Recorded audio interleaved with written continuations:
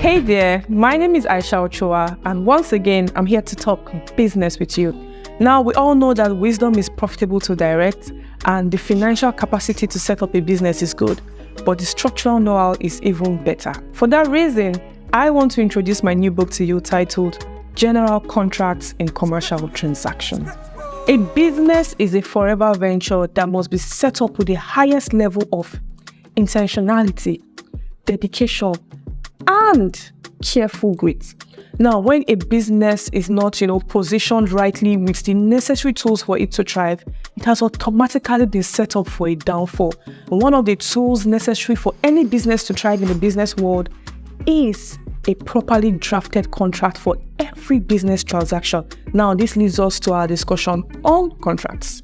Contracts are an essential part of any business transaction. They are the defining factors that state out the terms, conditions, obligations, rights of each party and the legal expectations as regards the transaction in question. Now, once a contract has been duly executed by both parties to it by way of affixing their seal or signature on it, it becomes legally binding on both parties, right? And becomes admissible and enforceable in court in the case of a dispute. So as a visionary leader, it is important for you to understand the different types of contracts that you may encounter in your daily business life. So you know when to use them, right? The appropriate contract for each scenario and the kind of contract to avoid, the terms of the contract, the legal nature, the legal expectations, your obligations as a party, the kind of terms you should negotiate, the kind of terms you should avoid, the conditions that should be fulfilled, and everything. That is what we're here to do today. We're here to fill you in and fill in the gaps, the questions you may have, and make you have a total understanding of what a contract is, how to use them, and the types of contracts you will encounter in your journey through business. Now, before a contract can be deemed valid and enforceable in a court of law, there are some key elements that must be present, giving life to its legal implications and, securing the right of action of each party in the case of a dispute. Now, these key elements are all important as one cannot really exist or confirm enforceability without the other. Now, it is generally acceptable that there are three key elements which are offer, acceptance, consideration. But for the purpose of this conversation and for your maximum understanding, I dare to add a fourth one, right? So I will arrange in this order. The first element will be purpose and intention. Then we go to offer, acceptance, and consideration. Now let's start with purpose and intention. Before the process of entering into a contract can even start, there must be a purpose for which that contract will be created and an intention to enter into that contract. This means that both parties must be aware, right? They must intend and be aware of entering into a contract, and there must be a purpose for which they intend to create that contract. They must also be aware that their action of entering into that contract will create legal obligations between them, and there will be legal expectations from that action, right? This must be present. In a commercial transaction, both parties must have a purpose, a common purpose for which they want to enter into that contract, and they must intend for that contract to be legally binding on them. Now, this is different from a family case, let's say between two siblings. They may have an agreement to do something, right? But the difference here is they may not intend for that agreement to have legal implications or be binding by law. That is the difference between a family arrangement and a contract. Because for a contract to be binding, there must be a purpose for which the agreement is created. That is not enough in itself. After that purpose has been established, there must be an intention for it to have legal implications in the case of a breach. Now, onto an offer. An offer is a proposal made by one party to another, right? With the expectation that it will become binding on the person making the offer. Immediately it is accepted by the person to whom the offer is being made. Now, the person making the offer is an offeror. The person that ought to accept the offer, or the person to whom the offer is being made, is an offeree. Now, the offeree may either accept the offer, reject the offer, or make a counter offer. Now, an offer must be precise and direct, right? Not beating around the bush. It must state the exact terms, and the conditions and the expectations under which the person should accept, reject, or make a counter offer to. Now, I mentioned that an offer must be direct. This is because it must be directly addressed to the person to whom it is intended for it to be considered an offer. Now, if it is vague, if the proposal is vague and, thrown openly, it will not be regarded as an offer. It will be regarded as an invitation to treat. An invitation to treat is, an open offer that anybody can accept. Acceptance in this case will not be regarded as an acceptance in the strict sense of it under the key elements of a contract, because it will now be an offer. Now, an example of an invitation to treat is an advertisement. Let's say an advertisement for some goods or services.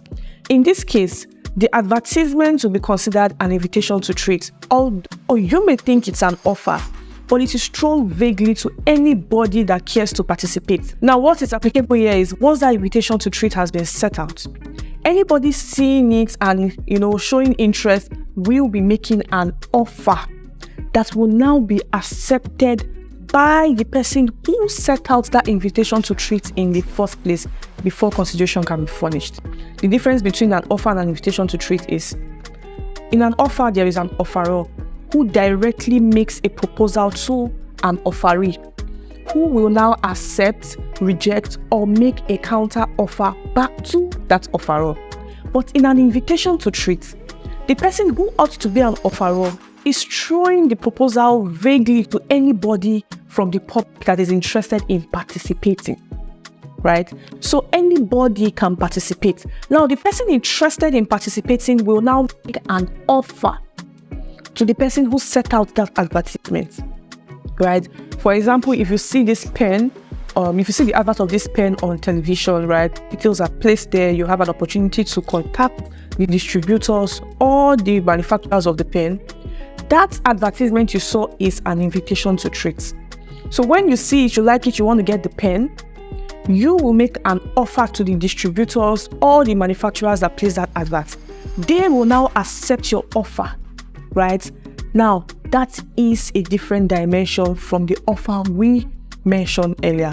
This is an invitation to treat, and the difference between an invitation to treat and a direct offer is the vagueness and the directness. Vagueness in the sense that an invitation to treat is vague, thrown openly to anybody who cares to participate, while an offer is made directly to the person to whom it is addressed. Now, having understood the different ways through which an offer can be made, let us explore the ways through which an offer can be terminated. By termination, I mean brought to an end. The first way is by rejection. If the offeree, the person to whom the offer has been addressed, expressly rejects the offer, then the offer has come to an end. Secondly, by revocation.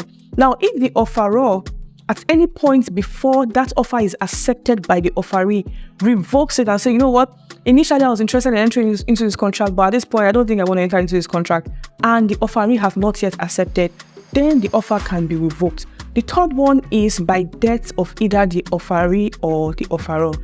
Now, of course, it is two living entities that can enter into a contract, right? For example, in the case of a natural person, if I make an offer to party B, right, to accept, or I intend to go into a contract for the manufacturing of this pen, and I learn about the death of party B, who is a natural person, before the offer has been accepted, the offer has come to an end because the dead person cannot accept an offer, right?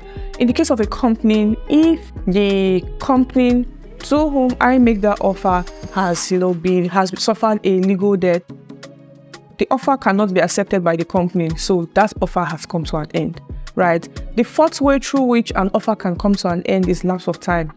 In an offer or the proposal sent out to an offeree by the offeror stating the offer, if it states a time frame within which that offer is valid and the offeree does not accept that offer within that time frame, then it can be regarded as being ended automatically because time has elapsed. So these are the different ways by which an offer can come to an end. Now let us talk about acceptance. Acceptance is the final expression of consent of the offeree to the offer that was made by the offeror. Now, remember, the offeror is the person making the offer, the offeree is the person to accept the offer. Now, when this person who ought to accept the offer accepts the offer, that is an acceptance under the law. And for an acceptance to be valid, it must be direct and unconditional. By unconditional, I mean it must not have, certain conditions under which will be accepted. For it to be valid, it must be plain, and it must follow every condition that was set out by the person who made the offer. If the offeree, the person who ought to accept the offer, makes changes in the terms and expectations and conditions, then that will not be an acceptance. That will now be a counter offer that will now be accepted by the person who initially made the offer. I hope I have not lost you there. For an acceptance to be valid, everything that was set out in the proposal by the person who made the offer, who is the offeror, right? That everything written in that document must be accepted by the offeree. That is the person to whom it was addressed. If that offeree changes anything in that proposal, that will not be an acceptance. That will now be a different contract, a different, agreement in itself. That will now be a counter offer. Roles are switched here. It is now the person who ought to accept the contract that is now making a new offer to the person who initially made the contract, putting that person putting that person in a position to accept a new offer. Now, it is important to note that a mental acceptance is not valid. You cannot accept in your mind, right, without communicating to the person who made you the offer. For the acceptance to be valid, you must communicate to the person, informing the person of your agreement, your consent to proceed with that contract. That's one. Secondly, silence does not constitute an acceptance.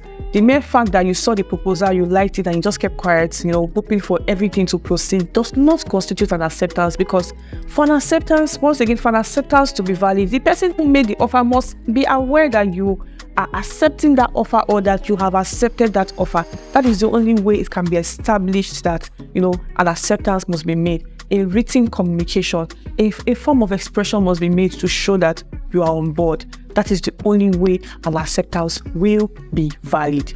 Now, having stated what makes an acceptance binding, let us explore the 4 different situations or scenarios under which an acceptance would not be considered binding by law. I already, briefly mentioned the first 2, which are counter offer and, conditional acceptance. But let me touch base again. A counter offer is when an offer is sent to an offeree, right? And the offeree, instead of accepting, makes a whole new proposal and sends to the person who sent the offer initially, making them switch roles.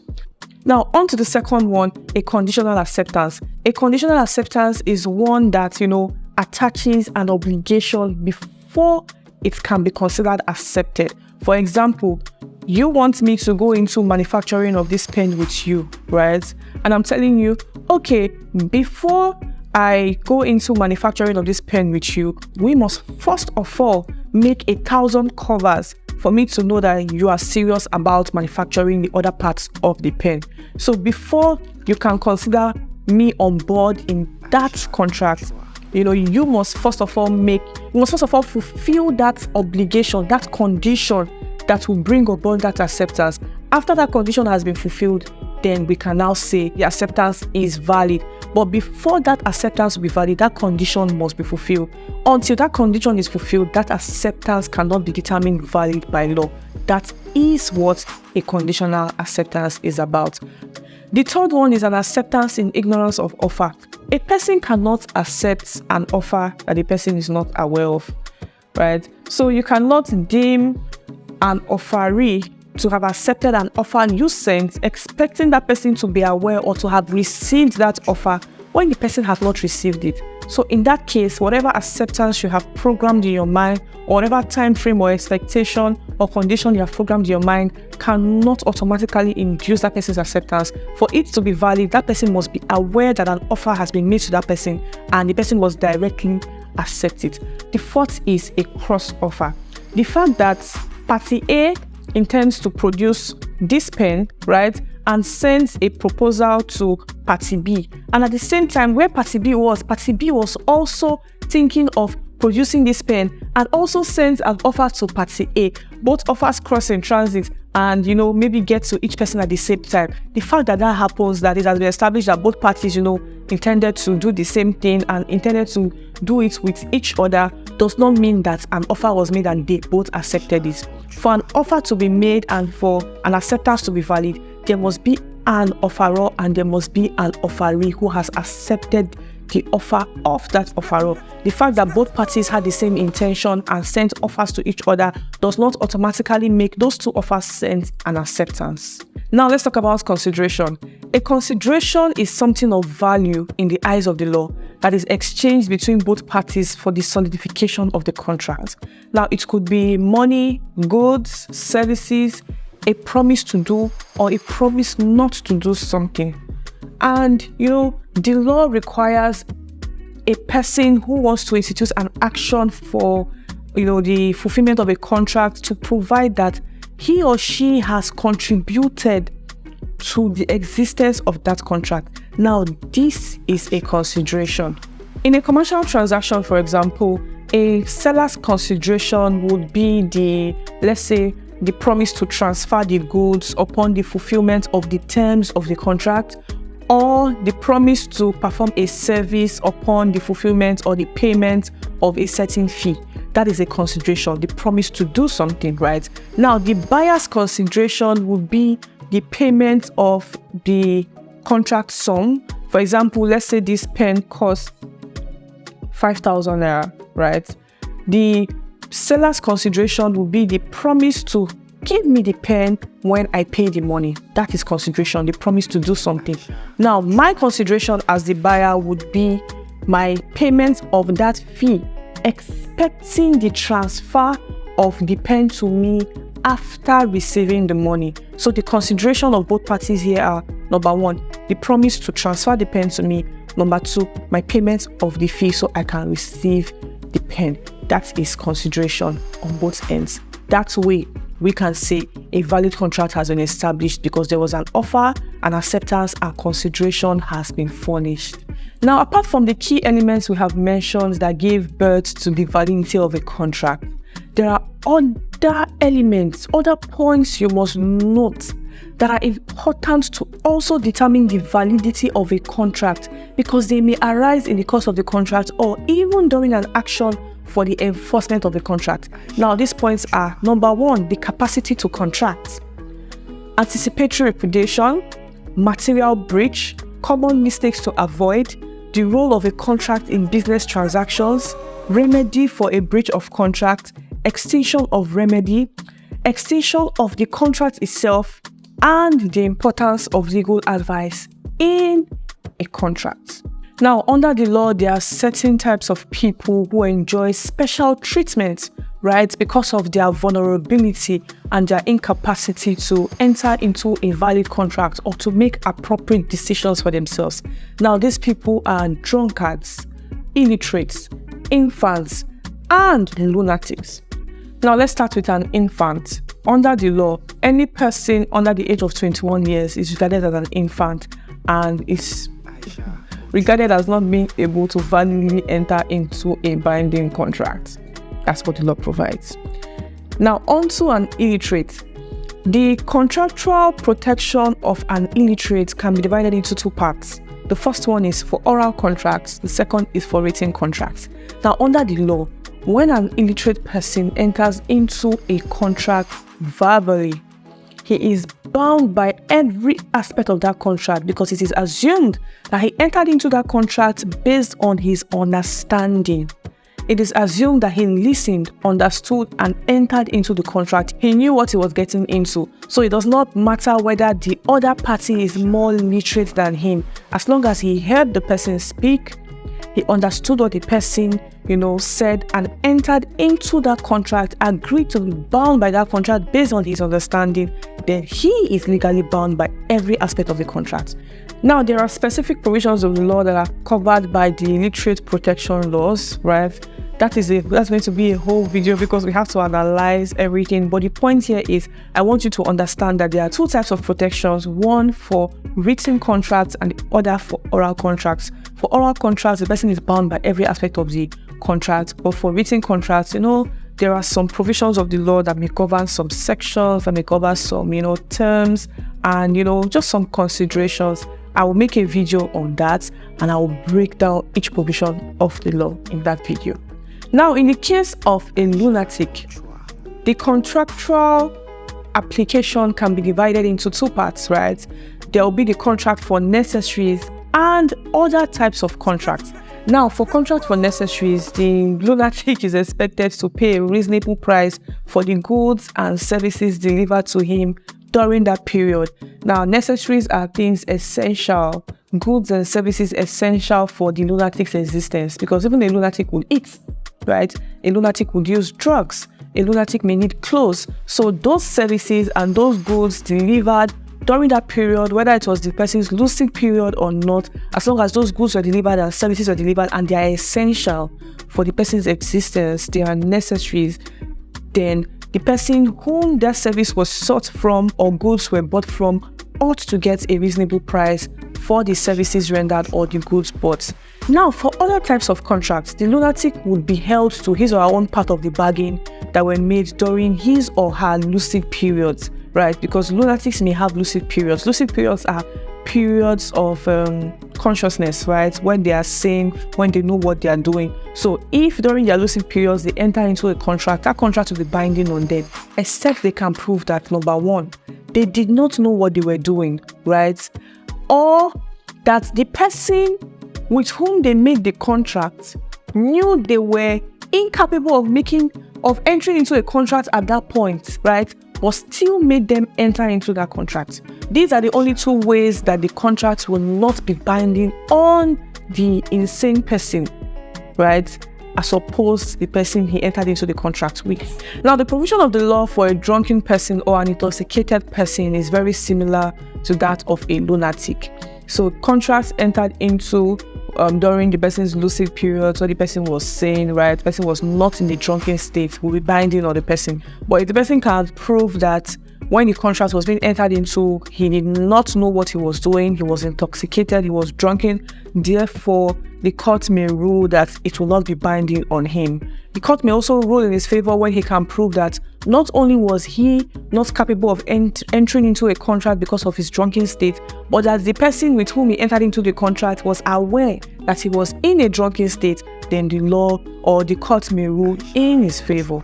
Now let's move on to anticipatory repudiation. This is also known as an anticipatory breach. Now this is a situation whereby one party to the contract expressly, informs the other party that they will not be performing or meeting up to their end of the bargain. Now this is different from when one party expresses a difficulty in performance to another party, right? So the difference between these two scenarios is intentionality. It will be an anticipatory breach if a party tells the other party that, listen, I will not meet up to my bargain of the contract, right? It's different from when the party states, concerns and shows, interest in fulfilling his obligation, but just a difficulty in fulfilling it. An anticipatory breach can be, actionable by the non-breaching party against the breaching party, or he can just simply wait till the time for performance lapses and then institute an action for either specific performance or damages or something. But anticipatory breach is where a party intentionally does not meet up to the bargain, that has been set out and informs the other party of the unwillingness to do so. A material breach is the failure of a party to perform an important part of the contract, so important that it defeats the purpose of the entire contract and affects the other party, that's the non-breaching party, from enjoying the benefits of the contract. The non-breaching party can either terminate the contract or, sue for damages, specific performance, or get any other remedy available to the party by law. But it is important for you to note that a material breach may be a subjective determination and is open to interpretation. So if you notice a material breach in your contract, it's best for you to get the advice of a legal practitioner to, break it down and make you understand the legal implications of that action and understand your right of action, or even if there's a cause of action in that state. Now let's talk about the remedies for a breach of contract. The remedies for a breach of contract are simply the legal solutions available to an aggrieved party for the breach of a contract. It could be either the breach of the whole contract or simply a part of the contract. Now, these remedies include damages, specific performance, an injunction, or a quantum merit. Now, damages. This is a legal solution provided by common law, right? And it's also the mostly requested compensation asked in court and mostly granted by the courts too for when a breach of contract has been established. So let's say Party A and Party B entered into a contract, Party A defaulted, Party B goes to court. The first and mostly asked for legal compensation is a damage. Damages will be paid. That's what the court mostly even grants, right? Now, onto specific performance. This is an order of court that instructs the defaulting party to still carry out the obligations and the obligations here set out in the contract. So regardless of the fact that the defaulting party has carried out the breach already, the court can still make an order instructing that person to still perform that expectation under the contract. Now, this was created in equity for situations where a mere damage paid will not be sufficient. For example, let's say sale of land. Yes. So if Party A and Party B entered into a contract for the sale of land, Party B had relied on the land to be purchased, had bought building materials, done everything. A mere refund of the money or a mere payment for time lapsed and just delays will not be sufficient or may not be sufficient. So in this kind of case, the court may grant a specific performance. Specific performance in this situation will be to transfer the title documents to the person who made payment for the land and to the person to whom the land was promised in the first place. Now, it's important to note that a specific performance is granted at the discretion of the court. It's not a matter of right. The plaintiff is not entitled to it, right? When a motion for specific performance is moved and the court looks at the circumstances of the case and determines that in this scenario, paying damages alone will not be enough, will not be good enough compensation for this person that this gross, legal wrong was done to, then the court may grant an order for specific performance, commanding that person to perform the obligations under the contract. Now, an injunction. An injunction is an order of court either compelling a person to perform an act or restricting the person from performing an act. Now, this has established that an injunction could either be restrictive or compulsive. Restrictive in the sense that it prevents the person from doing something, or compulsive in the sense that it instructs the person to do something. So where there is a breach of a contract and remedies are sought, there could be a move for an injunction that could either prevent the person from either performing a further breach or instruct the person to do something, in order to prevent a further breach. Now, the last legal solution we'll be discussing is a quantum merit, which also means as much as he deserves. Now, this covers for situations where there was no fixed price for certain goods and services, and there's already probably a dealing in that area, and it gets to court.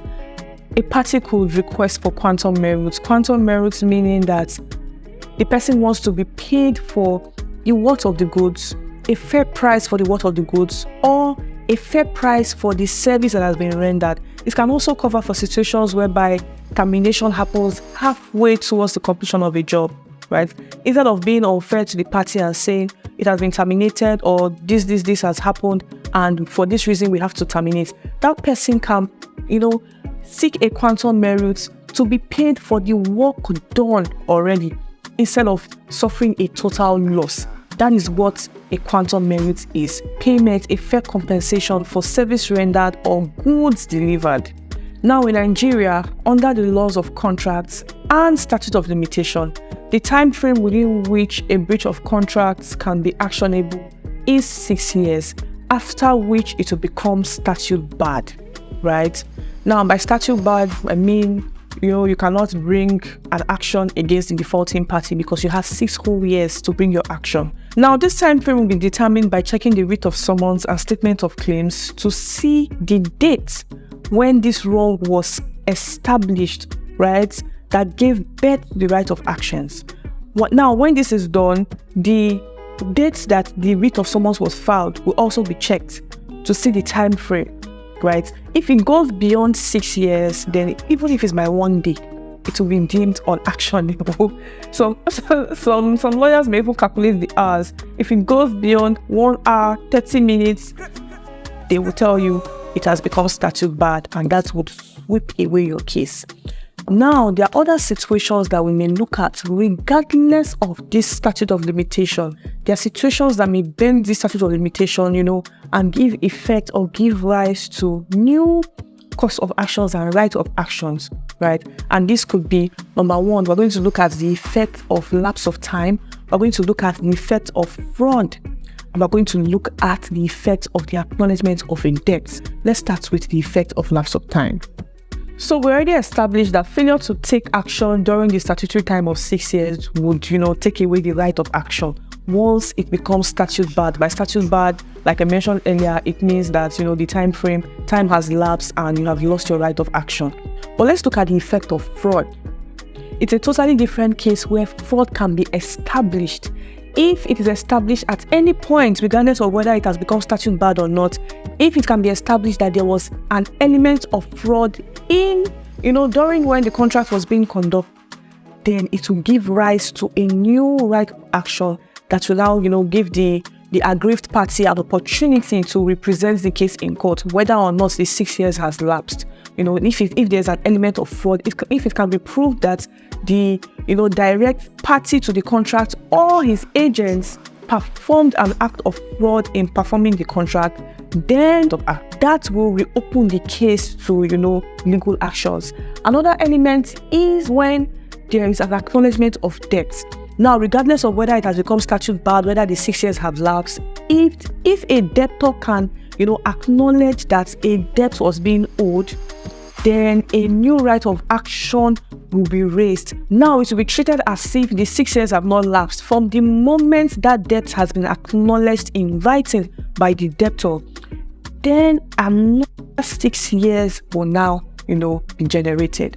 And it will be treated that the right of action started, the 6 years started counting from the moment of that, acknowledgement in writing for another 6 years, giving room for the aggrieved party to bring that action for recovery of debt. Now, let's talk about extension of a contract. Extension of a contract simply means the ways by which a contract can be ended, right? So there are different ways by which a contract can be brought to an end. The first one is by performance. A contract is entered into for a purpose, right? If the purpose for which that contract was entered into has been performed, then the contract automatically comes to an end. Where there is an extension or they want to introduce new terms, that can be, regarded as a new contract in itself, and they have to, make legal documentations to cover the new terms of the contract. But when the purpose for which that contract was created in the first place has been performed, then the contract can be brought to an end. The second one is by breach of a contract. When the contract is breached by one of the parties, the aggrieved party can move for the termination of that contract, thereby bringing the contract to an end. The third way is by rescission. Rescission is when both parties agree to bring the contract to an end. Now we can move to novation. Rescission is when both parties agree to bring the contract to an end, right? Both parties say, what? I'm not interested, you're not interested, so let's just end this contract, right? That's rescission. Novation, on the other hand, is when both parties agree to bring the contract to an end in order to establish a new contract, right? So it's not like they're trying to bring the contract to an end and just end every relationship and go their separate ways like rescission, right? In novation, they still want the contract, but under new terms. So the best bet for them is to bring that particular contract to an end so as to bet a new contract. Another way through which a contract can be brought to an end is by operation of law. When I say operation of law, I mean when the purpose for the contract becomes illegal, that contract can be brought to an end. Now, the sixth way by which a contract can be brought to an end is by frustration of purpose.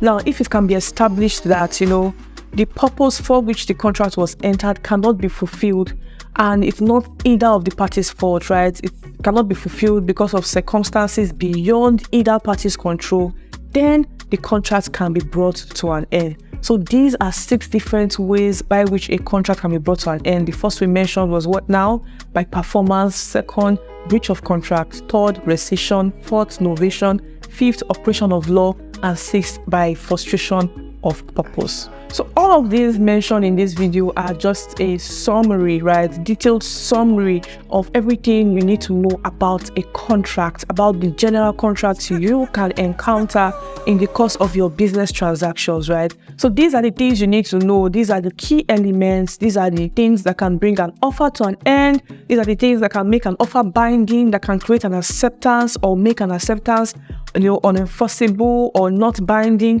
These are the things that can bet legal actions or withhold legal actions. These are the things that can extend a contract, make a contract come to a total end. So watch this video again, get the book, make sure you get familiar with all of these things while we move on to the different contracts you can come across in the course of your business transactions in the subsequent videos you are going to be watching. Stay tuned, make sure you follow through so you understand the different contracts and how to apply them in the course of your business transactions. Also, I see you again. Thank you.